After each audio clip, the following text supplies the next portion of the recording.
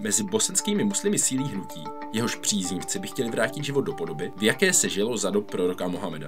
Vyrazili jsme do Bosny, aby jsme zjistili, jak se jim v tom daří a co znamenají pro lidi, kteří jejich pohled na svět nezdílí.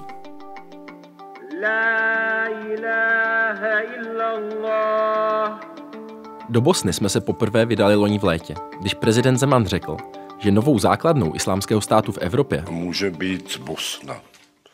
A to jednak vzhledem k národnostnímu složení v této zemi a jednak vzhledem k tomu, že už dnes v řadě bosenských měst a vesnic vlají černé vlajky islámského státu. Zatímco srbští nacionalisté Zemanova slova ocenili, nejen mezi bosenskými muslimy jeho prohlášení spustilo vlnu ostrých reakcí. Predsjednika Češke često puta neodmjereno, netačno prezentuju te podatke. Nisu mi, u regionu su mi poznati ti motivi, manje ili više poznati, jer žele da ostvare nekakve uticaje ovdje, političke uticaje na Bosnu i Hercegovini, ali neke poruke koje dobijamo iz nekih evropskih zemalja, tipa češkog predsjednika, nisu mi uopšte jasne. Stála proti sobě dvě tvrzení, tak jsme se rozhodli raději sami zjistit, jak se to má s radikálním islámem v zemi, kolem které jezdí polovina Česka každé léto na dovolenou do Chorvatska. Během posledního půl roku jsme projeli celou Bosnu skrz naskrz a vlajku islámského státu jsme nenašli ani jednu. To, že nad Bosnou nevlají vlajky islámského státu, ale neznamená, že Bosna nemá problém s islámskými fundamentalisty. V zemi žije 1,5 milionu tradičních muslimů, kteří se přidržují jedné z nejliberálnějších verzí islámu na světě.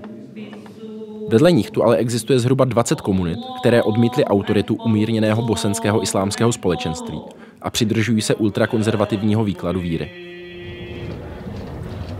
Jedeme do Ošve, o kterém se vedle Gorné Maoči píše jako o druhé nejradikálnější vahábistické komunitě v Bosně. Říká se, že tady vahábisté skupují pozemky, na kterých jednak budou vlastní komunitu, kde můžou žít vzdálení od zbytku světa, ale v médiích se píše a místní říkají také to, že tady budujou vahábisté tréninkové centrum, kde se trénujou džihadisté, kteří pak potenciálně můžou odejít bojovat například do Sýrie. Ve vysokohorské vesničce v centrální Bosně jsme potkali člověka, který se nám otevřeně přiznal k podpoře islámského státu. Jmenoval se Jasmín Batánovič. Ja sam za islamsku državu. Svi žele da dominira, znači svako želi na svoj način da bude glavni i mi to želimo isto. I když nás na začátku Jasmín posílal pryč, postupně se rozmluvil. A to, co řekl, nás nutilo vracet se do Bosny celý další půl rok. Što danas mnogi lažu zato što imaju problema, policija steže, zatvore. I onda ljudi lažu, mi smo fini, mi samo želimo mir, no to nije istina, to je laž. Mi jesmo za mir, ali da budu islamska država. Razumiješ, nek živi kršćani i svi drugi, ali da budemo mi da vlada. Razumiješ, da ne vlada neko drugi. Znači, to je laž što ljudi pričaju, mi želimo mir. Eto, mi nismo ovdje došli, razumiješ, mi smo puni oružja. Jasmín nám řekl, že kolem roku 2011 vesnici Ošve sám založil a ostatní se přistěhovali proto, aby se připravovali na boj.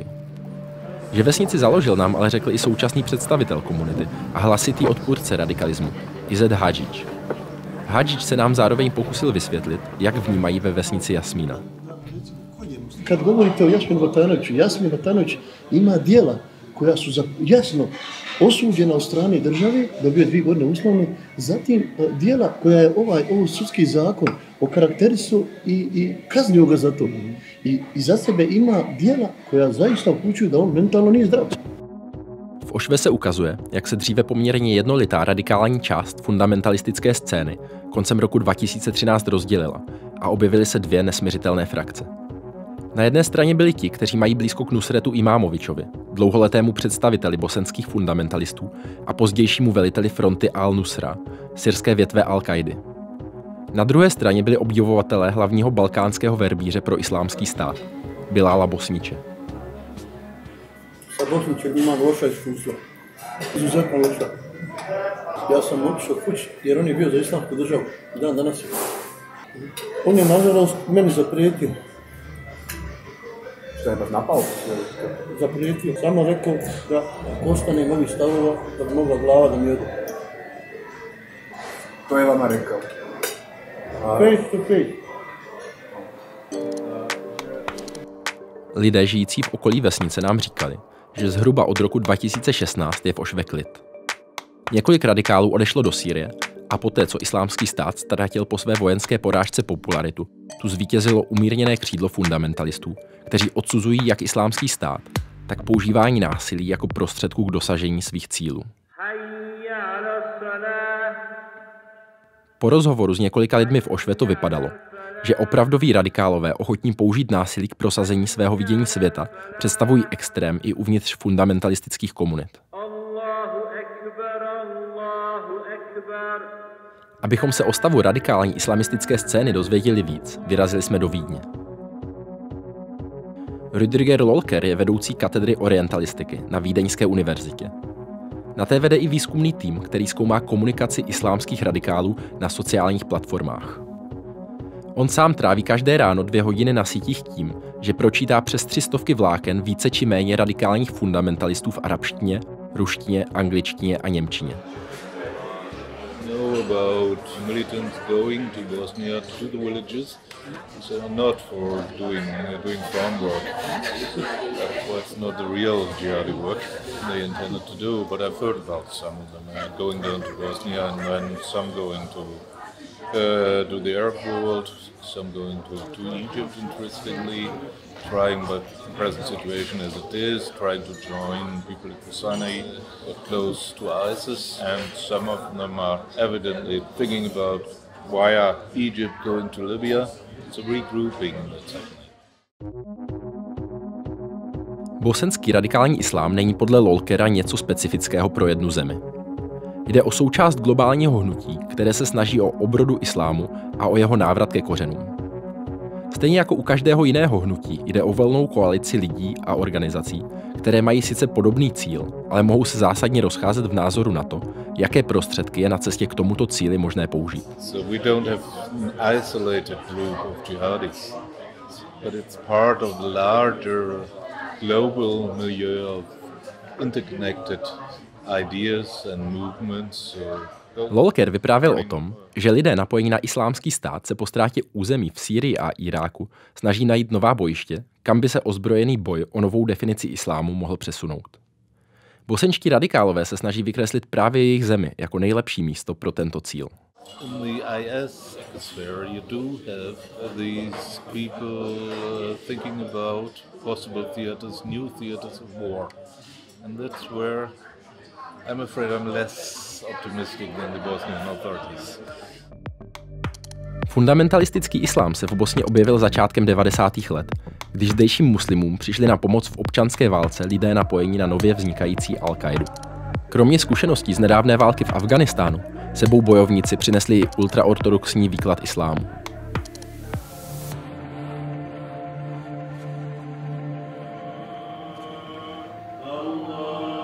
Mohamed Jusič je teolog a odborník na islám, který dělá poradce bosenskému nejvyššímu muftímu. Když jsme se vrátili do Sarajeva, vyrazili jsme se ho zeptat, kde se v Bosně vůbec radikálové vzali. First ideas came during the war with the foreign mujahideen groups who came here, and you know that. There were some few hundreds of them. They established their fighting unit within the army, and then they organized some humanitarian organization, media outlets after the war. At that time, whoever wanted to help Bosnia was more than welcome. Vítání zahraničních bojovníků nebylo v situaci, ve které se bosenští muslimové objevili, nic zvláštního. První větší teroristické útoky islamistů proti západním cílům se měly objevit teprve několik let po válce.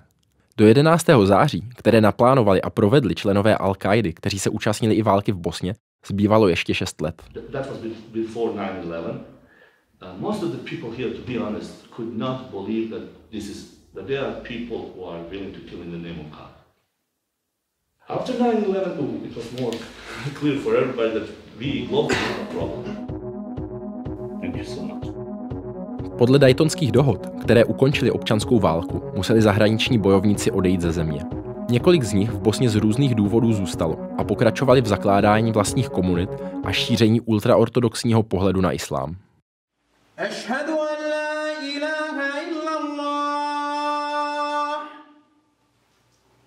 أشهد أن محمدًا Některá z těchto společenství zůstala po válce napojená na struktury blízké Al-Kaidě. Ty se tu udržely přinejmenším do nedávné minulosti. Jedeme do Gorné Maoči, což je vesnička na severovýchodě Bosny, která bývá označována za nejradikálnější vahábistickou komunitu v zemi. Usídlili se tam vahábisté z pluku El Mujahid, kteří tam žijou dodnes a ze kterých někteří odešli bojovat do islámského státu.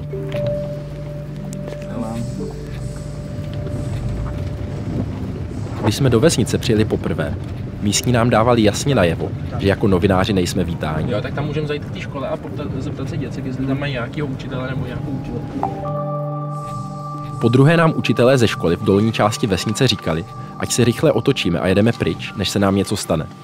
Ve vesnici prý neplatí bosenské zákony a může se tu s námi stát cokoliv.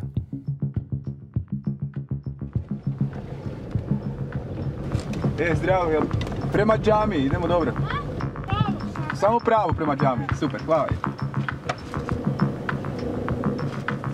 Když jsme se poprvé objevili v centru Gorné Maoči pod neoficiální mešitou, překvapila nás na ní černá šaháda, vlajka armád proroka Mohameda.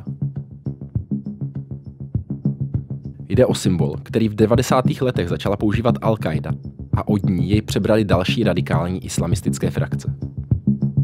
V Gorné Maoči jsme našli jen 2 lidi, kteří byli ochotní se s námi bavit. Edis Bosnič, neoficiální mluvčí Gorné Maoči, nám představil vesnici jako pravý opak toho, jak bývá běžně vykreslována. Of course, in some way we are dangerous to this country's establishment and maybe to Europe also, because we are calling people away from bad things that the government itself is propagating. Because we are asking people to live a modest life and not to spend on unnecessary things, not to drink alcohol, not to smoke cigarettes, not to gamble. We were striving and we still are striving to make people better, to pull people from extreme views to correct views. And we have more issues that the community, this country, has more people have been killed by drinking and driving and alcoholics, and more than by the extremists with crazy ideas, shooting guns, left and right, But still, when I googled the flag after we visited this place, like it was usually associated with Al-Qaeda, so it was weird for me somehow, like to see this. Like, is it perceived like this, or like some reminiscence, or it's not?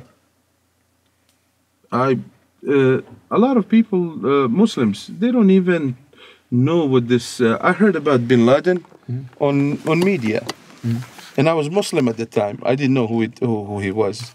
He's just one of the Muslims. He thought that he himself is fighting the occupation. He had a point. When I listen what he's talking, what he's saying, he's more convincing than those that are opposing him. Just being objective. And analysts.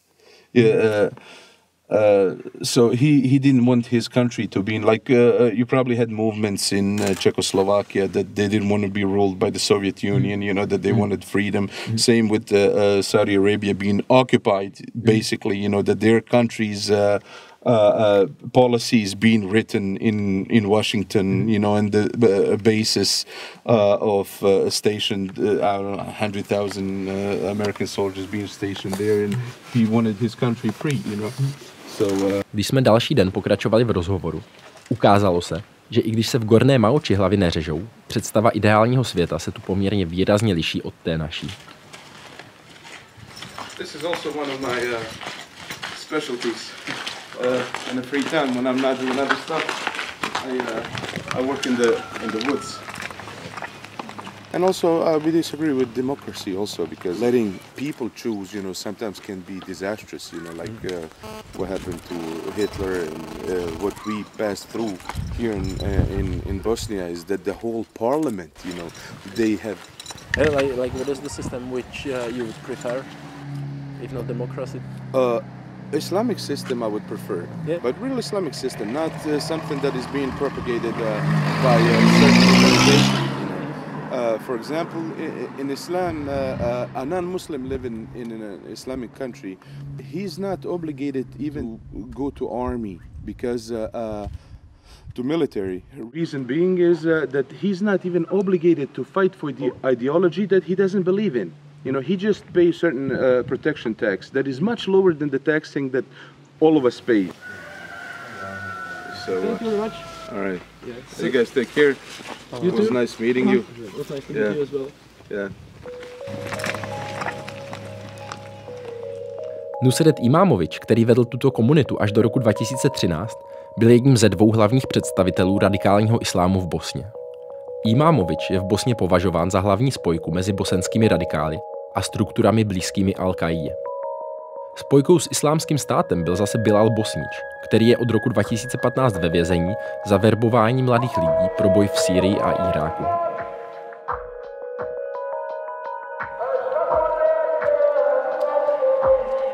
Zatímco Bosnič a Imámovič poměrně otevřeně podporovali některé teroristické útoky a hlásali, že by politický islám měl ovládnout Balkán, něco podobného v dnešní Bosně uslyšíte spíš zřídka.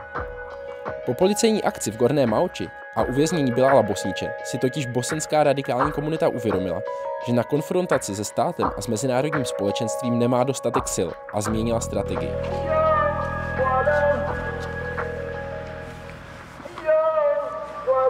Většina z těch bosenských muslimů, kteří sympatizovali s vybudováním islámského státu ze zbraní v ruce, odešla do roku 2015 bojovat do Sýrie a Iráku. Někteří z nich padli v boji, jiní se vrátili domů. Někteří šli po návratu na rok nebo 2 do vězení a poté byli propuštěni, jiní se vězení vyhnuli. Během té doby se celé hnutí v Bosně proměnilo. Jeho hlavními představiteli jsou dnes YouTubeoví kazatelé, jako je například celebrita fundamentalistického islámu Elvedin Pezic. Ti se začali dostávat k desítkám tisíc lidí skrze sociální sítě.